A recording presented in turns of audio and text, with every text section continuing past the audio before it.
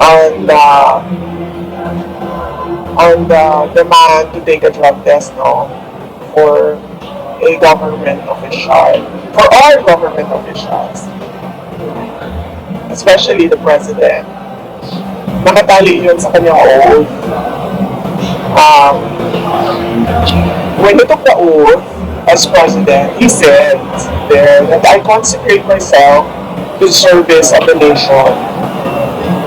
So, ibig sabihin nun, ibinibigay niya yung buhay niya sa bayan. So, ibig sabihin nun, ang nagmamayari ng buhay niya ngayon ay ang taong bayan.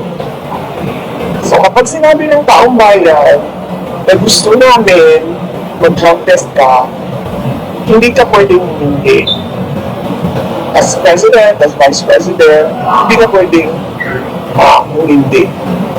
Kasi that is a question on your competency to lead and to erase all doubts on your competency and your decision-making skills is just to do the drug test. Kasi wala namang rason kung bakit ka hindi. Sasabihin mo, pride, hindi ako, ayaw ko mag-give in sa inyong mga paninira sa akin. That's a very flimsy excuse for saying na hindi ako mag-drug test. Matapos na, gawin mo yung drug test. At hindi yung klase ng drug test na ikaw yung magsasabi kung paano ko ito gagawin. No. This is a drug test na invested on public. So it has to be the public who decides on how to do that drug test.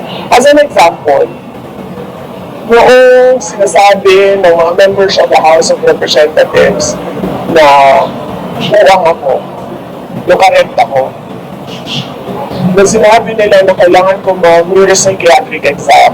Ano ba sinabi ko? Sabi ko, oo, gagawin ko yan. Tapos nung sinabi ko, oo, gagawin ko yan, wala na silang sagot, diba, tumahimik na sila. So I was waiting for them to set up the House of Representatives for me to take that neuropsychiatric exam para masagot ko. Hindi pwede hindi ang President and Vice President sa drug test. And huwag siya mag-alala. Huwag siya matakot. Sasamahan ko siya. I'm sure sasamahan siya ni Senator Amy. Magpapadrug test din yun. Ako, kahit na konti na lang yung naiwan sa buhok ko, sige, magpapadrug test din ako. Huwag siyang matakot. Kasi para sa bayan naman yun eh. Hindi naman yun para sa yung sarili namin. How can mo panawagan ngayon or with all the allegations, corruption against the government and against the president, and as your constitutional mandate, as successor of the president, and anything will happen na resign the Pangulong Marcos, how do you uphold the constitutional mandate as the successor of the president? How do I uphold? Yes, What do you mean? It's automatic. Yes, ma'am. In case You of... already have Of course. There is no question about my readiness. I presented myself to you when I was a candidate for Vice President. With the understanding that I am the first in line in succession. Pinresenta ko sa inyo, tumakbo ako bilang Vice President, pinresenta ko sa inyo yun, ang sarili ko, at alam ko na first in line ako sa succession. Wala nang tanong doon kung ano ang gagawin ko. Iyon ang mandate sa akin ng Constitution. At alam ko yun, nung ako ay tumakbo. At binoto ninyo ako as Vice President, knowing that I am the first in line. Your comment po o nakabayan lang po na hindi lang si PM ang mag-resign, kayo din po at establish a transition council. Your comment. Ang sa akin, I have an oath as Vice President. And I said in my oath to preserve and defend the Constitution. So yan yung trabaho ko. Any extra constitutional movements or actions is beyond my sphere. So kung gusto nila na gumalaw sila labas sa Constitution, eh nasa kanila na yan. So, do you think tactic lang nila to take over the government? Ng makabayan. Matagal naman na yan sila gusto mag-take over sa government eh. So,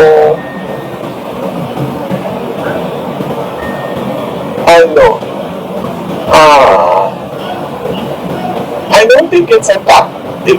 It's matagal na yan. Gusto ng makabayan mag-take over ng government. Matagal na yan. Matagal na rin nilang alam na hindi nila kakayanin. At saka hindi nila magagawa yan. Eh, ang ginagawa nila, naghahanap sila ng mga pangulo, mga presidente, kung saan nakikipag-negotiate sila na tumutuloy yung kausa nila o kung ano man yung pinaglalaban nila dyan na merong understanding na pinapayagan kami ng presidente. So sa tingin ko, hindi ko masabi kung bakit nila pinapatanggal si Marcos, pero sa tingin ko, alam nila na walang negosasyon sa akin at sa makabayan. BP, ang reaction mo BP sa report sa military back to political reset and the potential appointment of Ramon as caretaker president. Sinabi ko na yan na kanina, ito tanong, and I stand there to preserve and defend the Constitution. So hanggang dyan lang ako sa kung ano ang meron sa Constitution natin. Labas dyan, hindi na, sa kanila na yun, hindi na ako kasali dyan. Yung huling message mo kami Sa ICT events, I said that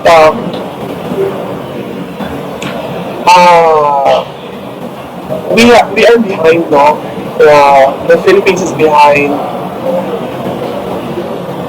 in terms of, I think na misunderstand ng mga tao. Walang problema sa private sector. Kasi alam nila what is out there and what they can do for the Philippines. Meron tayong problema sa gobyerno. Sobrang bagal natin to push the ICT and the AI technology in terms of governance. At as a direction for our country. So yun yung sinasabi ko na dapat bilisan ng ating gobyerno yung pagtulak ng ICT sector. May rally ng November 30 against corruption daw. So, ang meron ng mga personalities na gagano. Kayo po makikisa kayo dun sa rally ng November 30? Na nakikiisa ako sa lahat ng mga kababayan natin sa kanilang karapatan sa malayang pamamahayag at pananalita. Dito sinabi ng Palacio na paulit-ulit daw na negative na daw si BBM last 2021 sa drug test bago ito daw yung disease na pagpapagayas. Kasi ang question is today. Ang question sa kanyang capacity and decision making ay ngayong araw na ito. Hindi siya tanong noong na dated 2021. The question on the capacity and the decision making capacity of the president is dated November and then year lang. 25. It's dated November 25, 2025. Therefore, the drug test must be taken November 25, 2025. Kasi ngayon yung tanong, hindi naman ang tanong ng 2021 eh. Hindi na dated 2021 yung tanong. Ang sinasabi ni Senator Amy, kailan ba yun? Siya nagsalita. Last Sunday? Last Sunday yun. That is the day. Mahilig lang kasi yung palasyo pa na i-gaslight yung mga tao at ilihis yung usapan. Hindi tayo kung naging sa gobyerno kasi nagkakatulog na laganap ng corruption. Bakit na tayo vice advice? Ayoko na magtayo sa kanila kasi nakikita naman natin na wala silang sinseridad para sa taong bayan. Ayaw na magbigay ng payo sa kanila kasi kitang-kita na wala silang sinseridad sa kalagayan ng taong bayan at kung saan papunta ang ating bayan. What was the price of that? Sa December 25, oh yes, Manatili. Are you the first party na or sino mo? No. Ang pahalipay sa Taal, there were years na wala si former President Duterte nag-attend sa pahalipay sa Taal pero nakakihapon. The only year na wala yung pahalipay sa Taal was during COVID. Kay Dilig din ko sugot ang health sector at the time. But whether or not na-adib to ang personal attendance ni former President Duterte, magpadayon gihapon ng pahalipay sa Taal. It is a tradition ng pamilya na magbigay kasiyahan sa ating mga kababayan during Christmas Day.